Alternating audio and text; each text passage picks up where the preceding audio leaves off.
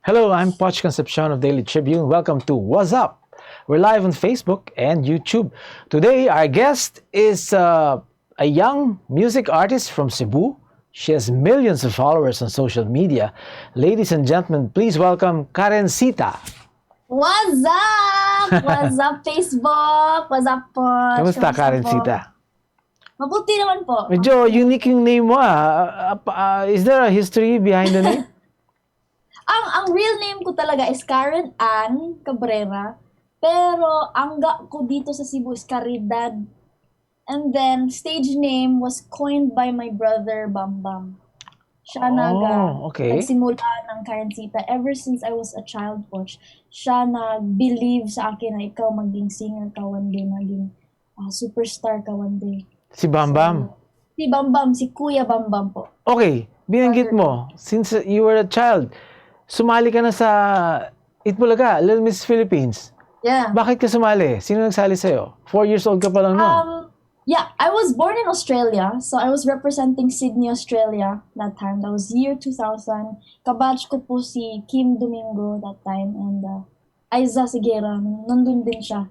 And my parents, hindi ko alam, Poch. We never had that conversation na bakit mo ako sumali doon. Walang consent, di ba? Pero good vibes naman, good times naman yun. I don't regret that. Okay, and then what happened after? After sa Itbulaga po, pumunta kami ng Cebu. Nag-aral ako sa international school, which is CIE. It's a business school. And then, when I was 17, I decided na, gusto ko talaga maging singer. This is the only thing that I know I can do right. I can't imagine myself doing anything else but music. It made me feel alive. Oh, okay. At that age, 17, you decided gusto At mo. 17. Oo. At So 17 po. okay, anong ginawa mo?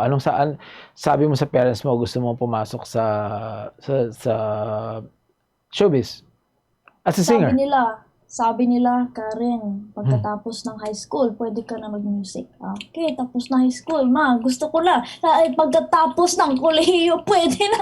So, ginagawa ko, naghanap ako ng pamaraan na mag-click ang song ko.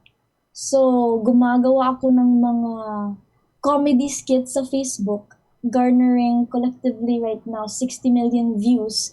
At the same time, building my fan base.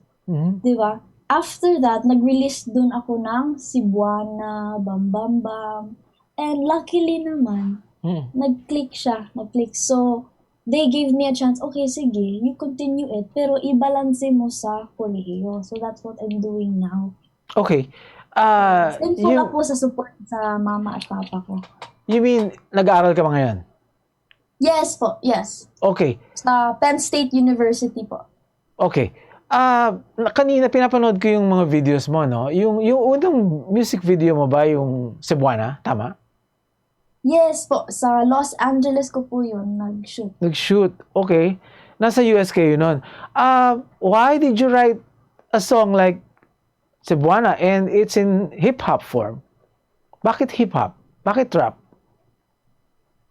Hip-hop kasi po, yun ang unang genre ko. Noon pa, wala pa ang mga fans ko, wala pa yung comedy skits ko. So around 2013, I made hip-hop mixtapes. Yes. Pero it did not really put food on the table. Di ba? The country was not accepting pa at that time. So I said, okay, we have to go back to the dashboard. We need to think on how we can incorporate hip-hop kasi it's really... it has a big influence to me kasi dalawang kuya, diba? I have two brothers. And they always let me listen to Eminem, Tupac, Bone Thugs and Harmony, mga classics talaga sa hip-hop. So I said, okay, magme-mix tayo ng pop para commercial naman, para sa radio. Pero hindi natin makalimutan yung hip-hop kasi it makes us unique. So that was the plan at that time. What did you like about hip-hop? Aside from yung influence ng mga kapatid mo, sabi mo... I love hip-hop. I don't know. It's just the music. I guess it's the culture. It brings me back to childhood because that's what we always listened to growing up. Okay. Yeah. Tapos, itong Cebuana, nag-hit siya. Nagkaroon siya ng ilang millions of views? Within 24 hours or less, 1 million siya agad-agad. And that was the first release. Wow. First commercial single release. And I was still in college that time. Walang record label, walang manager, walang ganun, walang marketing budget. I really got lucky for my first release. Okay. Nirecord mo ba yan? O nasa YouTube mo na? Nirecord mo agad o hindi pa?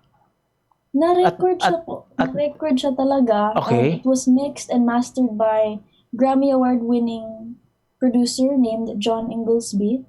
He's Okay. also from LA. And that was our first project together din. Siya actually nag-reach out sa akin mga 2017 or 2016 ata.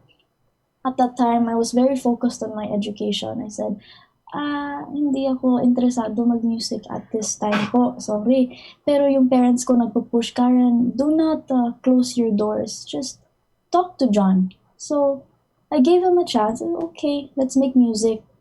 And then we got really lucky with the first song that we made together.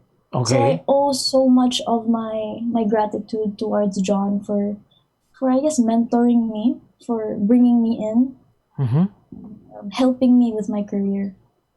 And then, this was followed by, Bam Bam Bam. Tama? Yes po, Bam Bam Bam, No Apology, tas we made an album agad-agad, Cebuana Persuasion. Okay. When was this released? 2017 po. Okay. Quite recently. So, tuloy-tuloy lang ang studies mo while doing music. Hindi ka ba nahirapan? Hindi naman. Well-balanced naman po. Okay. Ano yung mga nagbago nung sumikat ka na sa social media? Ano mga pagbabago na experience mo? Did you interact with your fans, with your followers? For sure, I think the privacy is one that was something that I had to adjust to. Di ba, hindi na basta-basta makakaon ng say, pungko-pungko sa gawas. Di ba? This is the simple things that I used to do back then growing up in Lorega. So maybe I have to be more careful when I go in public places. Ayan. Okay. And then, where were you? What were you doing nung nag-lockdown? Nasa Cebu ka ba? Nung last year? Yeah. Nung March. I was in Cebu. Yeah, very extraordinary times. I Yeah. was in Cebu, pero I had to go back to LA, and then I was very scared, so much anxiety. Pero okay naman po. I really used this opportunity to cling closer to God. Instead of questioning Him, why is this happening? Why is my career on hold? I worked so hard for this, and bigla na lang nawalang lahat. Instead of questioning Him, I used this whole year of 2020 and 2021 to have strong faith, obedience, and patience, because I really believe that God has a purpose for everything. Okay. So, maging patient lang ako. What's in LA? Bakit parang paano-ano ka? Back and forth, Cebu and LA. Nandun yung Sa business. LA, my parents po are based in LA po. Oh, okay. OFW po kasi sila. Okay. Sino kasama mo dyan sa Cebu? Ikaw lang? Hello? Hello, Poch? Yes? Okay, yeah, you're back. Oh, you live alone? Or with your brothers? In Cebu? Cebu, I'm actually engaged. Can you hear me po? Yes. Hello? Yeah. Yes. Yeah. Yes, I'm engaged, so I live with my fiance, and we're getting married this year, December. Wow, congrats. Is he Filipino? Thank you. Maraming salamat. Filipino rin siya? Oh, Cebuano rin? He is. Okay. He's Cebuano, pero his parents are his mom is from Jensan, and his father is from Badjan. Okay. What are the advantages of launching a career on social media? Of course, everybody's on social. advantages? Of course, everybody's on social media.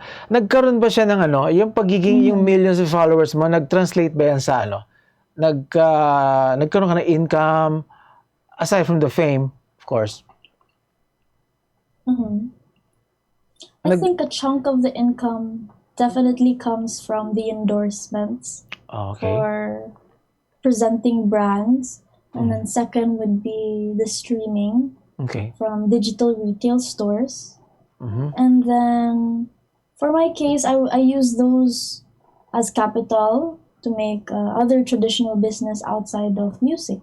Kasi Okay. hindi naman ito, di ba? Hindi naman siya long term. Alam naman natin lahat yun. But is it still your passion? Passion mo pa Music, rin? absolutely. Yeah, It has okay. always been my passion, yeah.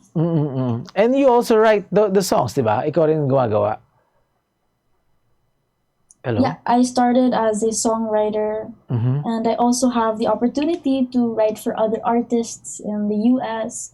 Pero I told my publisher na wag muna po, I want to focus on writing for myself muna. And when I do eventually retire as a singer of my own, I can start writing for other artists kasi enjoy ko talaga yun. When you write a song, how does it go? Like you're an artist, you write songs. Meron ka bang sinusundan na mga ritual? May process ka ba ng pagsusulat? Grabe naman! Grabe naman ritual. Wala naman po. Wala naman mga ganun. Wala. It's very sporadic. Wala. Pero para sa akin, I'm a very kinesthetic artist. Gusto ko talaga, I want to move around, I want to travel, be immersed in different locations, environments, cultures, because I draw my inspiration from that. Pero as of now, I really just have to work around the quarantine. So, walang choice, walang ibang choice. Okay, when you were in the US, ano yung mga places na na-inspire ka? Specific places and why? Wow, Los Angeles alone po is a huge inspiration. Just being there, it's a different type of energy kasi entertainment hub yun sa US. So, just working with local Los Angeles producers there, ibang level talaga. Yung mga studio doon, napakalaki. So, inspiration there is left and right. There's no way you can be not inspired as an artist in LA. Kakamiss talaga. Okay. Aside from LA, saan pa? Meron pa ibang lugar? I love Cebu. I love writing here naman po because the vibe I get from Cebu is very island vibey. So, reggaeton, ang genre ko dito, beach vibes, laid back, relax. So that's what Sita Babes are going to be expecting in my upcoming single releases this year. Sita Babes. That what you call your fans? Yeah. Sila nag-ano pangalan sa... Yeah. Wow, fandom mo ha, Sita Babes. Yeah, I call Okay. mga Sita Babes ko. Okay. Ilan sila? Ilang M? Right now, a total of 1.6 million. Sa Wow. lahat pong social channels. And may mga ano ba yan? Like, of course, may mga officers yan, ano? Ano mga program, mga ano nyo, mga gimmick nyo, mga ginagawa nyo? Before, Mga Sita Babes, yes, before and during the lockdown. we used to get together once a year, meet and greet, hug, usap, signing, picture-picture, tas mag-games kami, kumakain. Pero ngayon, meet and greet lang sa Zoom para safe. Kakamiss eh. Meron ka bang idea na, nakita ko rin sa information about you, yung demographics ng fan base mo, no? Naka-analyze eh. Halo-halo. Yeah. Halo-halo, oo. Iba-ibang age. Yeah. And not only Cebuanos. Oh, hindi naman. I think my top demographic is Cebu, of course, Quezon City, Cagayan de Oro, Davao. Okay. Yeah. You mentioned the music scene in Cebu and specifically reggaeton. Yeah. Yeah, you're into reggae. Yan ang trend ngayon sa Cebu. Can you describe the scene in Cebu? What's it like? Ngayon, ha? Right now, I don't know. I really cannot say. It's so hard. Pero I'm pretty sure maraming mga Cebuano artists ngayon nag-hustle talaga, nag-grind talaga to put Cebu on the map here in the Philippines and also worldwide. Meron mga Cebuano rappers na kilala ko, sumali ng Flip Top, di ba? Yes. So, not only musicians, pero also MCs, mga femcs. Not only in Cebu, pero Visayas. Grabe talaga ang talent dito. Kailangan lang ng platform siguro. Malaking platform. Do you have role models? Either women or men? Definitely, Poch. I really do look up to Michael Jackson. He's my favorite artist that I really do look up to ever since I was 2 years old. My parents already would make me watch Michael Jackson on TV. So he was the first musician I ever watched. I love Beyonce, Kendrick Lamar, rapper, Bob Marley. So those are my main influences in music talaga. What do you specifically admire or like about Michael Jackson? What I love about Michael Jackson is the impact that he made, because yung mga songs niya, it was always classic after classic, which is very hard to attain, diba? There will never be anyone like Michael, pero I aspire to creating classics after classics, hit after hit, diba? Beyonce. What I love about Beyonce is her energy. She's a total package, no? Babae siya, marunong siya mag-rap, marunong siya mag-high heel, tapos sumasayaw pa on stage. So, grabe 200 energy talaga si Beyonce, which I really, really, really admire. And plus, she's a businesswoman, very hands-on. And then you mentioned, who else? Kendrick Lamar? Gusto mo rin siya? Kendrick Lamar, I love his lyricism. He really came from, rock bottom, from Compton, and now he's multi-millionaire musician. So, grabe, respeto talaga ako kay Kendrick. And my favorite rapper yun. Aside from Tupac, aside from Bone Thugs and Harmony. So, yeah. And Bob Marley? Bob Marley, kind of like the same answer with Michael Jackson, because grabe din ang impact ni Bob Marley. He wanted to inject anti-racism through his music. And he was very unafraid. So I really admire his courage in standing up for what he knows is right for his people, I guess. Okay. Musicians who become famous, yung sumisikat, no? A lot of them experience ang downside, di ba? Yung may depression, merong despite the fame, the riches, merong kulang sa kanila eh. Naiintindihan mo ba 'yon at naranasan mo rin ba 'yon? There was a time in my life where I had to go through some therapy, and I'm very pro therapy naman, Poch. I do encourage people to seek professional therapy if needed, diba? And so I guess my answer is yes. I did experience some. Okay. Especially when Cebuana hit, Poch. I did not expect the type of traction for the song. I was not prepared also, diba? Wala akong alam about the industry. Bigla na lang mag-show, ganyan. So, yeah. I hope you don't mind. Can we talk about it more? Like, napagod ka, ganon? Nabigla ka? Yeah, for sure. For Cebuana naman. Sorry po, grabe yung wifi. Hello? Yeah. Okay naman, malinaw. Yeah. Malinaw. Okay. So, for Cebuana po, maraming bashers, di ba? When you're a new fish in a big ocean, it's very hard to understand, meron pala, I was 17 pa, meron pala nag-hate sa akin. I was not expecting that kasi teenager ako. I'm very a homebody, I'm also my mom and dad. So I didn't understand, why are people hating me? I'm just making music. I want people to have good vibes. Gusto ko mag-dance challenge, makapag-induct sa mga sita babes, sa mga tao. So, marami talaga akong questions. Bakit ako? Why are people throwing stones at me? So, maraming questions. Pero I was always with my family, my mom and my dad. Lagi akong ginaguide sa kanila. So, okay naman. Good to hear. I just had to ride the wave. I had to ride the wave lang. On the other hand, ang mga celebrities, okay, ang mga sikat na musicians, artists, malaki naman ang ano nila, ang meron silang power, di ba? To influence other Yeah. people. Oh, aware ka sure, ba for ron? sure. Aware ka ron, karon aware ka rin doon sa isang quality ng ano ng isang celebrity. Power? The What power. do you mean po? The power to like when you want to make a statement to support a cause to Oy, definitely. di ba? Oo. Definitely, oo. Have you done it?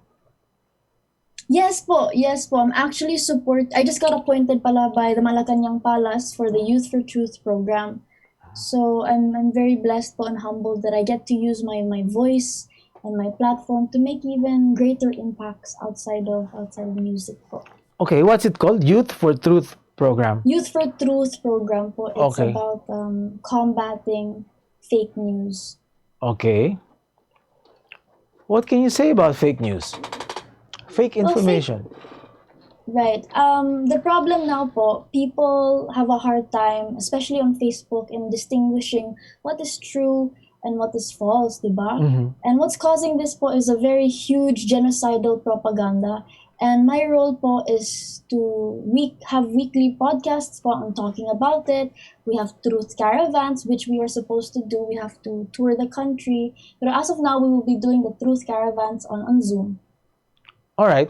Part of fighting fake news or fake information is calling out trolls, di ba? Okay. Calling out trolls. Trolls, okay. Yung mga trolls, di ba?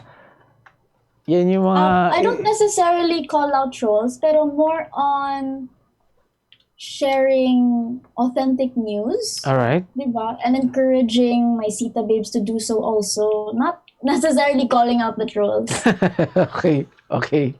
Pero ikaw, biktima ka rin ng bashing. Di ba? Of Sabi course, mo. every public figure naman po. All right. Okay. Ano pa yung activities ng you're an ambassador for truth, parang gano'n, no? Yes, Okay. yes, Youth for Truth. Youth for Truth. Okay. Sa Cebu lang ba yan o nationwide? This is nationwide po. Okay. Pero they appointed me as ambassador sa Visayas. How did you get appointed? Because of your fame, probably. I think the presidential communications reached out to my team lang, and then they Alright. asked if I was interested. And so I did my initial interview with them about Cebu. And then dahan-dahan na yun, nag-offer na sila, okay, gusto mo ba maging ambassador na? Okay, of course, why not? Diba? My dream and my goal as a musician has always been impact. And parang, I've already done that, diba, with my songs. I've done so many dance challenges now with Cebuana, Bang, mga ganun. I want a new project, something with a bigger impact na. All right. So I said yes. You have a new music video, Gorillas. Yes, I have the audio released on March 5, and we're actually gonna be shooting the music video this month. Okay. Audio pa lang. Oh. Yes. Okay. Yeah, I heard it kanina. Can you tell us more about it? Yeah, for sure. What's it about? Why Gorillas, the title? For me, Gorillas is about loyalty. It's about brotherhood and sisterhood. Kasi I grew up in Lorega. If you don't know where Lorega is, it's in the heart of Cebu City. When you Okay. come from a place like Lorega, where it's like really rock bottom, you develop a certain type of quality with the people living in the neighborhood. And to me, I call these peoples my mga gorilya ko, di ba? Loyal talaga sa akin. Yun, mga gorilya. So that's where the inspiration comes from my neighborhood. Kasi lahat ng mga kanta ko po, Cebuana, Bam, there wasn't really a story or a root on why I wrote it. I just wanted to write songs that would make people dance talaga, pang club, pang indak, mga ganun. So I wanted Gorillas to be more on storytelling na nag-aasa talaga si Karencitta. What hood is she from? What type of people lived in the community? So finally I said, okay, we need to introduce who Karencitta is now. Okay. Can you describe the place? Lorega? Is that right? Yeah, for sure. Oo. Lorega Saan part siya ng Cebu? Sa Cebu City mismo? It's in the heart of Cebu City. I'm from Upper Lomar. And it's in between SM and Ayala, so very accessible, di ba? very Okay. accessible to everything in the city. And it's very people who come from there are very like from rock bottom talaga. It's a Talaga? hard neighborhood. It's a notorious neighborhood and it's Okay. known to be a drug infested place also. So Mhm. hirap talaga, mahirap talaga. Okay. And doon ka lumaki? I mean, tumira ka doon Yes po. sa area na Yes yun? po. Okay. Si daddy ko po, he's from there po, his family. All right. And what's it like there now? May pagbabago ba? May improvement? Yeah, Uh, for sure. For sure. okay. And where do you attribute the improvement? From the government or the people themselves? Na binago nila I yung... think I think both po, a collaboration of both. All right. Like I see so much improvement from my cousins, like they're working hard, mga relatives ko, mga tito at tita. But they're standing on their own na talaga. And for me, I feel very proud coming from Lorega because I'm not, I don't want to say I'm like a celebrity, but I want to see myself as an image of possibility na you can be someone, you can be successful in your own way kahit you come from a place like Lorega. All right. And I do outreaches in Lorega every year, every Christmas, do feedings, and it's such a refreshing way to go back to your roots because roots is everything for me. Mhm. I'll never forget where I come from, especially when I inject that into my music, into my lyrics, sa language, yung mga dialect. Oo.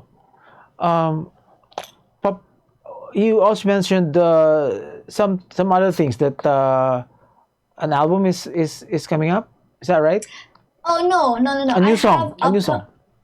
Yes, I have a lot of new singles featuring local artists, which I really, really love. April 23 with DJ Luño. It's called Vibin. Jusko featuring Skasta Klee. And I'm also talking to Just Hush and John Roa for new Filipino OPM songs. I'm Wow. really, really excited for those. How did you meet them? Oh, a really long time ago. John Rowe and I go way, way back, 2016, when I started comedy skits. He just reached out on social media. He said he was a fan and he wanted to remix one of my songs. And I said, yeah, for sure, for sure. You're very talented. I think he came from a show, a singing contest, I think. Mhm. And I said, wow, I was so talented. Sige, sige, remix ka lang, okay lang. And then we always said, let's make an original song together, me and John Roa. And it takes time, you know. It's so easy to approach an artist and say, let's collab. Yes. But the actual collaboration is the hard part, which takes like many, many, many, many years. Like for me and Skasta Klee, we started talking about collaboration 2017 pa. Nag-submit ako ng demo sa kanya. Siya, I don't really like this one. Okay, try natin ng iba. Let's experiment with something else. So he sent me something. I said, I like this, record ko. And I said, oh, I have one called Jusko. So we just take turns and it takes years and years for us to actually make a project together. Which I think Sita Babes don't really understand. Pero, you know, we want to make the Sita Babes happy. Right. Did you ever expect that you collaborate with other artists? Hindi ba noon ang dream mo, simple lang na gusto mo talagang kumanta. Tapos Yeah. nangyari to. Yeah. Siguro stages lang yun when you reach na, okay, I already made a song, what next? Di ba? You start to think and plan like, what should I do next? But I've always wanted to collaborate with Skasta Klee. He used to be my dream collaboration and I just had no parang ties on how to approach him. Wala kaming mga middle friends, kumbaga. Mhm. So, yeah. And we're mutual fans to each other, so that's a plus. That was very easy to approach. Ang collaboration ba, di ba mayroong clash siya ng ideas? Nag-aaway kayo, gano'n? Nag-argue? Yeah. Oh. Okay. Hindi. Is that healthy? Hindi talaga. Because it is. I feel like if you're arguing during a project, it's healthy because you both care about the project equally. Pero my approach with collaboration kasi is parang, okay, I'll submit you a song. This is for my album. If you like it, join. And then you submit me a song. If I like it, I will join. So parang I'm happy with this and you're happy with this. Okay. Pretty simple. The lockdown has helped you bring your music to as many people as possible, no? Kasi maraming time ang tao hindi ba, nasa mga bahay lang nila. Mag-TikTok. Okay. Yeah. All right. Uh, So much free time for TikTok. okay. What do you like about TikTok? It's I love TikTok entertaining. because it's fun Okay. and it makes, I don't know, making skits easier to edit compared to before. So, grabing innovation. Okay. You also mentioned that you started doing comedy skits when you were starting. Why? That's how I started. Why comedy? Because I was in a very depressed state. That's the real reason. And I had to find a way to laugh about life, I guess. And during the process, I made other people laugh. I realized that because the first skit that I released, it got 1 million views. And I said, wow, I'm actually doing something great here. Might as well continue it, diba? And then, ayun, nagbe-build na ako ng fan base. Okay. And then I was doing what I love. I released the music and I got better and better and better at it. Okay. Batang-bata ka pa nun, di ba? Yung start. Ilan taon ka nun? Yeah. Comedy skits at the age of 18. Okay. You were 18. What sort of situation did you find yourself in? Like sinabi mo, you were in a kaya gusto mo mag-comedy kasi parang may nangyayari sa'yo. Can you care to elaborate? Yeah, for sure. When I was 17, I had a hard time in showbiz because I entered a project where it was a scam, which was very traumatizing at a young age. So I kind of lost faith in myself, in the industry. So I entered another industry where I was not siguro happy. My soul was not happy. I was not doing what I love. Diba? And so it felt like spiritual suicide talaga. Spiritual suicide. So I Okay. said, yeah, might as well make comedy skits. Let's see if I can make myself happy, diba? Okay. So I did. I really enjoyed the process. I really did. And then I also made other people happy. So rewarding talaga siya. Okay. So, from bad, naging good, no? Exactly. Exactly. Coach. Karencitta, you're in a stage right now where you can do more things and you have a fan base that will watch or follow you. Ano ang gusto mong gawin sa ngayon? Your biggest dream project na gagawin mo kahit na may lockdown o pagkatapos ng lockdown? Wow, good question. I really want to continue collaborating with local artists as much as possible, which I'm doing now naman po. So, I think that's it po. More local collaborations. Mahahappy ako dun. Okay. Are you open to the idea of like say when things get better, you'll be bringing your music here sa Manila para mapanood naman namin? For sure. For sure. I actually have a show coming up. Yeah, I have a show coming up, I think, on TV5, but I'm not allowed to announce any details about it. So I will for sure be in Manila this year for taping. Okay, great. We'll look forward to that. Thank you so much. Thank you so much. Karencitta, parting words for your millions of followers, as well as the viewers who've seen you for the first time, who are interested to listen to your music. Maraming salamat talaga. Salamat kaayo sa Karencitta Babes. Nagsuporta sa ako ever since day one. And please, don't forget to stream my latest single. It's called Gorillas. It's out on all the digital retail stores like Spotify, iTunes, YouTube, Apple Music, Deezer. And abangan po ang bagong single ko featuring DJ Lunyo. It's called Vibin, coming out on April 23. Grabe talaga. Dance challenge talaga ito. Okay. All right, ladies and gentlemen. Another young artist making waves in the Philippines with millions of followers. Follow her, look for her, and I'm sure you'll enjoy her music. Karencitta, thank you very much. Maraming salamat, Poch. Maraming This has salamat. been Poch Concepcion of Daily Tribune. What's up? I'll see you next week.